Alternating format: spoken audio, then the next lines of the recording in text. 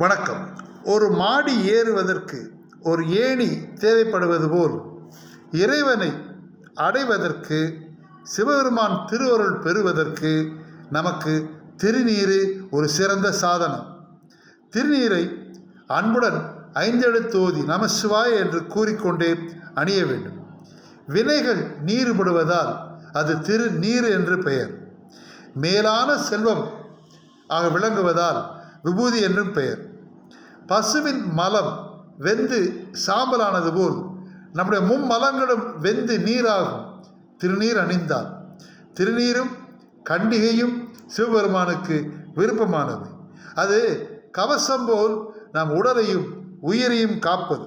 அதனால்தான் அதை ரட்சை என்றும் கூறுவார்கள்.